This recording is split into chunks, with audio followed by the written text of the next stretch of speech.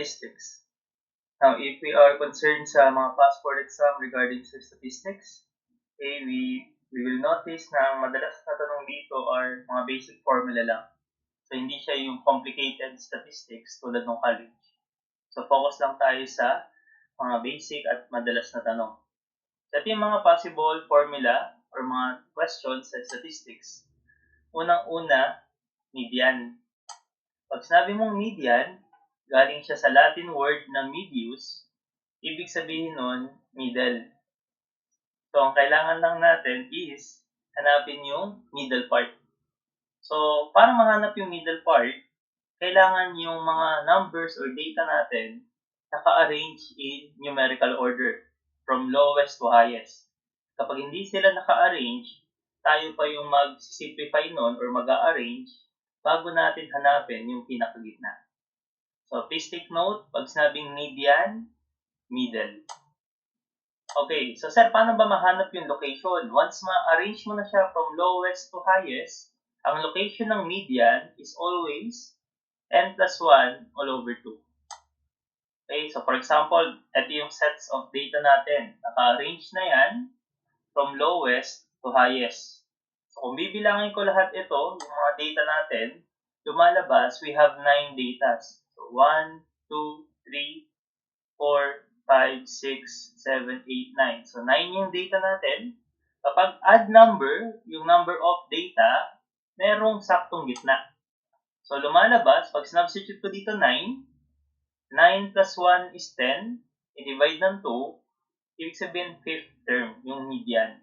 So bilangan mo lang sakto, 1, 2, 3, 4, 5. Ibig sabihin yung pang-limang term, saktong-sakto yun, siya yung gitna. That is the median. Now, what if you have number of data na even number? Meron bang median yung even? Yes.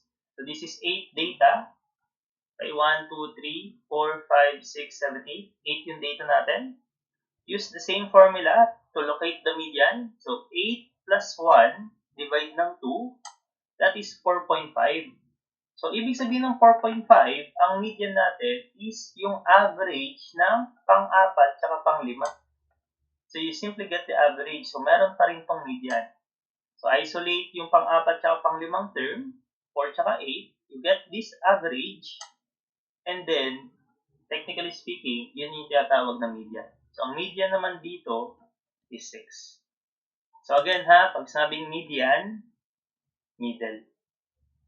So, kailangan naka-arrange from lowest to highest. And then, you can use this formula to locate the median. Now, pag sinabing mean, ito yung tinatawag na average.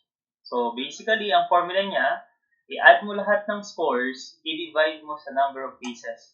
So, typically, pagkuha ng average. Now, kung binigyan tayo ng madaming data, tapos hindi pa given yung sum, pwede ka naman mag-calcutech regarding sa mean. So, ang calcutech sa mean is mode 3.1. Okay? Ibig sabihin ng mode 3.1, one variable. I-input mo yung mga data. Pag in-input mo yung mga data, okay, after mo ma-input lahat, you can press AC. And then you can press Shift 142. Okay, ang Shift 142, ito yun. Ito yung tinatawag na mean. So, ito yung symbol ng mean sa calculator, yung X-bar.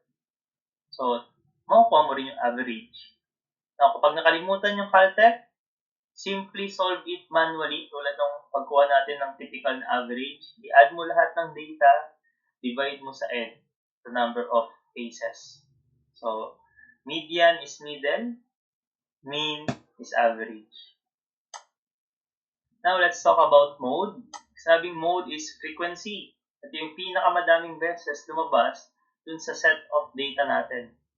So, pwede tayong magkaroon ng unimodal. Ibig sabihin, nag-iisa lang yung mode. Bimodal, dalawa yung modes, and so on. Multimodal. Another possible question is the range. Okay, pag sabing range, difference ng largest minus smallest value. So, pag tinatanong tayo ng range, hanapin mo yung pinakamalaki at pinakamaliit, highest value at lowest value.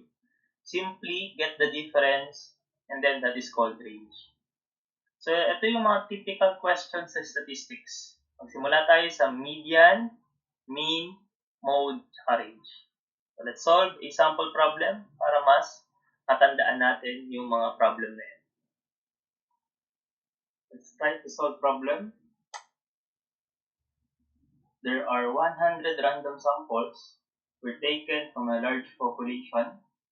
A particular numerical characteristics of sampled items was measured.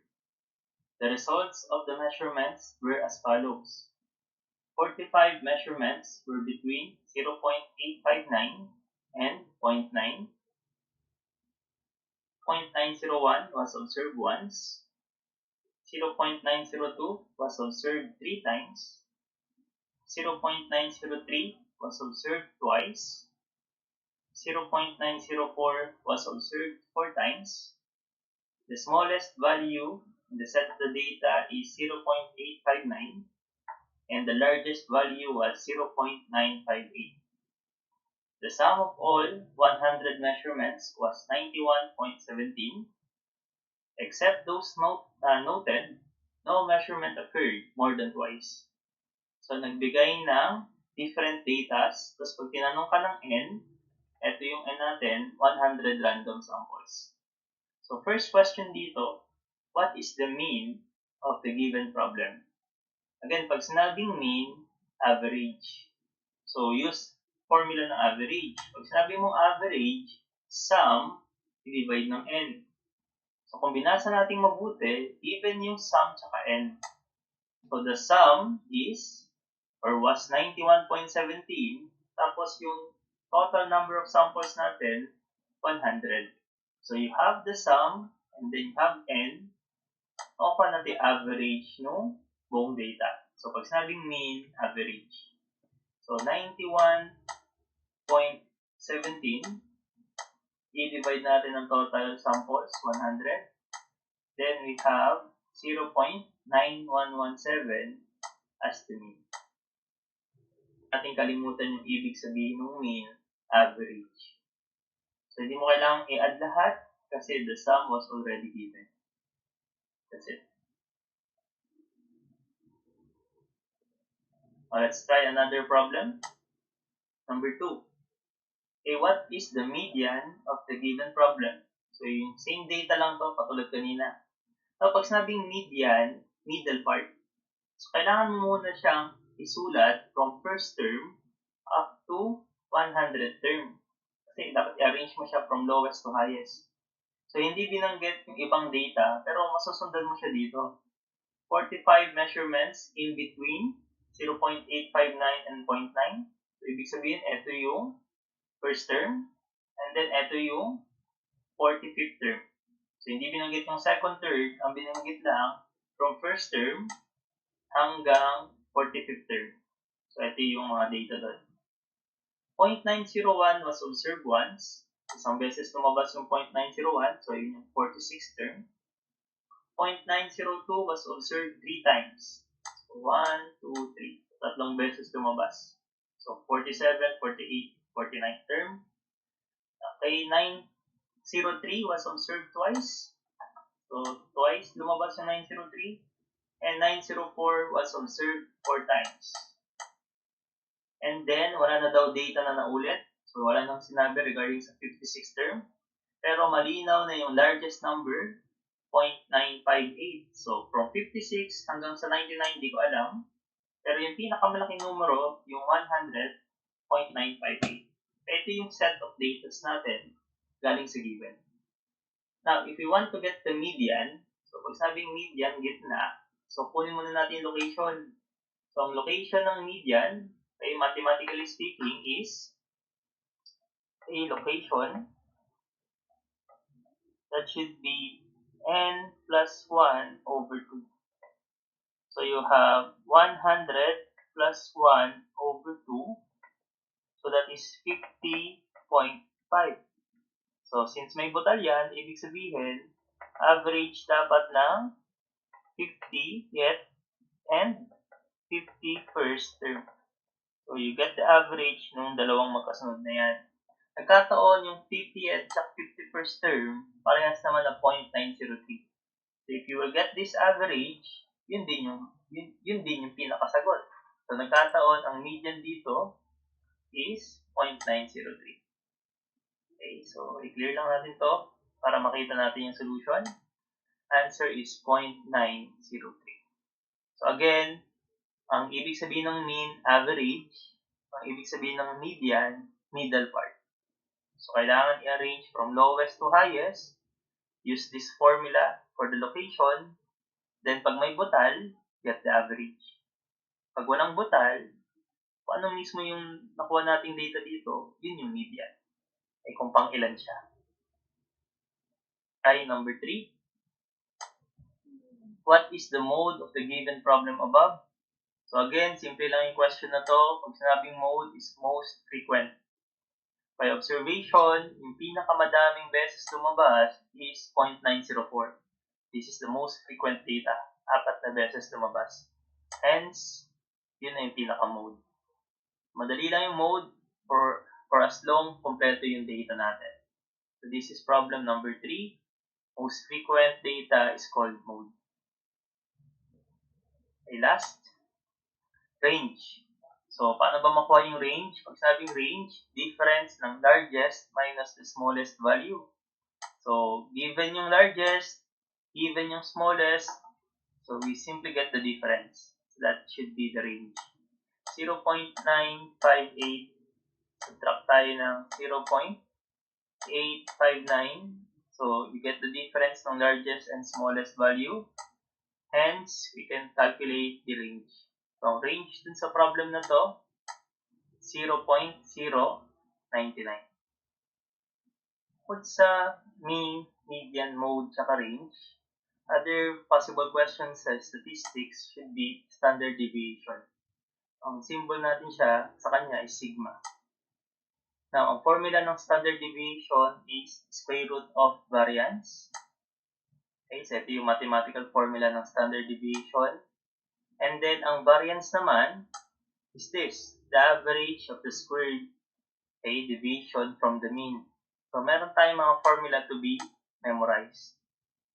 Ito, variance ito, and then ito, variance din. Depende sa tinatanong.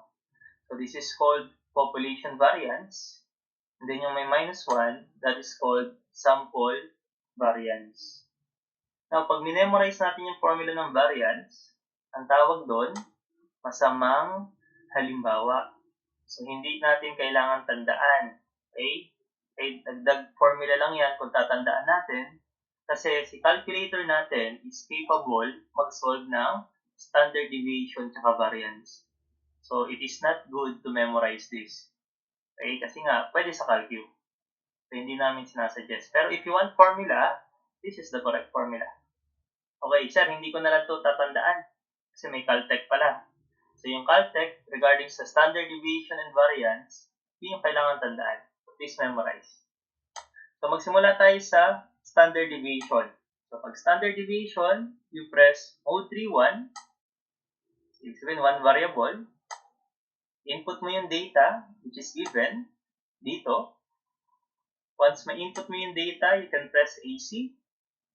And after i-press yung AC, you press Shift 143 or Shift 144. Depende sa tinatanong. So this is standard deviation. This is also standard deviation. Parehas tama yan. Pag pinindot mo yung 3, sigma x, that is population standard deviation. Pag pinindot mo yung 4, that is sample standard deviation. Again, both these data are correct. Depende sa question. Eh, sasabihin naman sa problem whether population or sample yung dapat isolve. Okay? Pero if ever hindi binanggit, walang binanggit regarding population or sample, trial and error talaga yan. Kaya lang, pag nag-trial and error ka, ang first try natin parate, sample.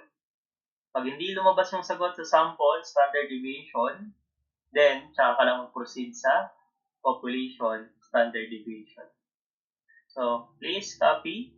Okay? Practicein natin yung Caltech for standard deviation. And then, ma-appreciate natin na mas madali yun kaysa long solution. Again, mode 3.1, input data, AC. Then, shift 143 for population, shift 144 for sample. Pag hindi sinabi, trial and error. First try, sample. Now, for variance naman, caltech na lang natin yung variance. Ang formula natin ng standard deviation, square root ng variance. So, kung variance mismo yung tanong, i-squared mo lang yung standard deviation. So, therefore, ang formula ng variance is standard deviation squared. So, same input lang sa CalQ. Parehas na parehas. Mode 3.1, input data, AC. Pindutin mo yung shift 143, and then shift 144. Tapos, kailangan mo i-squared. So, huwag kalimutan yung squared. Kasi, pag di mo in-squared, standard deviation yung nakuha mong sagot. Pag in-squared mo na siya, saka lang siya nagiging variance. So, huwag kalimutang i-squared to get variance. So, pag ito yung in-squared mo, that is population variance. Pag SX naman yung in-squared, that is sample variance. Number 5. What is the sample variance of the following numbers? So, sample variance tinatanong. Mode 3.1 tayo. So, mode 3.1. Input tayo data. So, input mo yung mga data na yan. So, you have 2, 6, 8, 12, and then 14. Input data. Pag na-input mo na yung data, you press AC. So, I press AC. And then, since sample variance tinatanong, dapat sample standard deviation. So, shift 144. So, shift 144. Kasi nga, sample variance yung tanong. So, pag pinindot ko yung equal sign, standard deviation pa lang to. Ang tinatanong variance. So, huwag kalimutan yung squared. Okay, kasi pag kinalimutan nyo yung squared, ang lalabas na sagot, sample standard deviation. Nasa choices yun. Kaya magkakamali tayo. So, make sure na naka-squared ito. So, pag in-squared na natin yan, lalabas na yung correct answer na 18.67. So, best answer, letter D. And kailangan naka-squared kapag variance. Problem number 6. What are the mean and sample standard deviation of the following numbers? So, tinatanungan tayo ng average, which is mean, and sample standard deviation. So, pwede kong kuhain yung average manually, i-add ko yung 5 data na to, tapos i-divide ko sa 5. So, I get the average. Or, pwede akong mag-caltech. So, i-caltech ko para mas mabilis. So, we press mode 3.1. Okay. Input tayo data. So, input mo yung mga correct data. 71.3. 74. 74.25. 78.54. 80.6. Again, pag nakalimutan yung caltech ng mean, averaging lang yan. Parehas lang sagutan. Now, once ma-input ko na yung data, pwede ako mag-press AC. Once ma-press na yung AC, ito yung caltech ng average or mean. Shift 142. So, shift 1, variance, 4, and then etong X bar na to, yan yung average. 2. Press equal sign, you will have 75.738. So, ito yung pinaka-average natin. Kung makalimutan man natin yan, pwede manual. So, pakita ko lang sa manual. Mode 1 ako, para balik sa computation. 71.3 plus 74 plus 74.25 plus 78.54 plus 80.6. Inad ko lang lahat, and then 5 lahat ng numero, divide ko ng 5. So, kung hindi alam yung caltech ng averaging or mean, just calculate. Okay, manual. You get the average. Okay, next. So, paano naman makuha yung sample standard deviation? So, punta ulit ako sa mode 3.1. Input ko ulit yung mga data. 71.3. Original data natin. 74. 74.25, 78.54, and 80.6. So, I press AC, tapos sample yung tinatanong, so kailangan shift 144. Kasi pag shift 143, ay hindi yun sample. Population standard deviation yun. Pero since tinatanong ang sample, shift 144 tayo.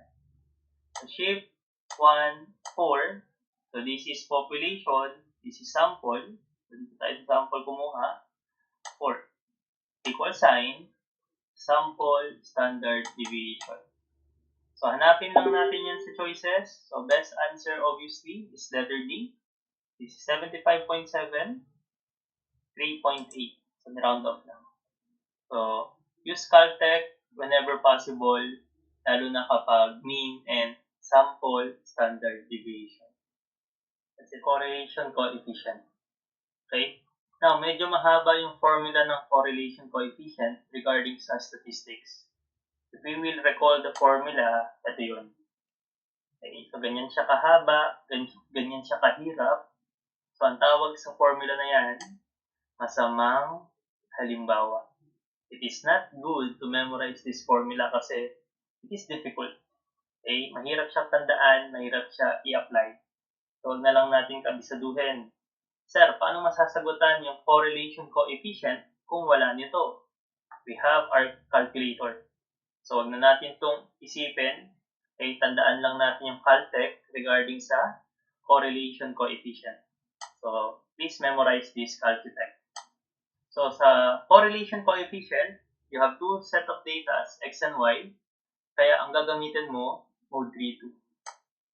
Okay? After mo i-input sa mode 3-2 yung mga data, so, given naman yung mga data na yan, two variables, okay, x and y, you can press AC after. Once ma-press mo na yung AC, okay, after mo ma-input yung data, eto lang yung next step. So, kabisaduhin, shift 153. Makikita nyo naman dun sa screen yung R. So, hanapin mo lang yung R kasi nga yun yung correlation coefficient. So, nandito lang siya sa calculate. So, mode 3-2, input mo yung mga data dito, you press AC after, and then shift 1, regression 5, and then andito yung correlation coefficient.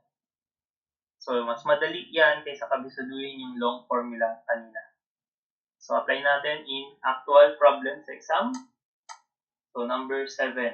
So, if we will solve this mathematically, I tell you, sobrang mahirap at matagal. Kasi ang haba ng formula. Pero using CalQ, sobrang dali.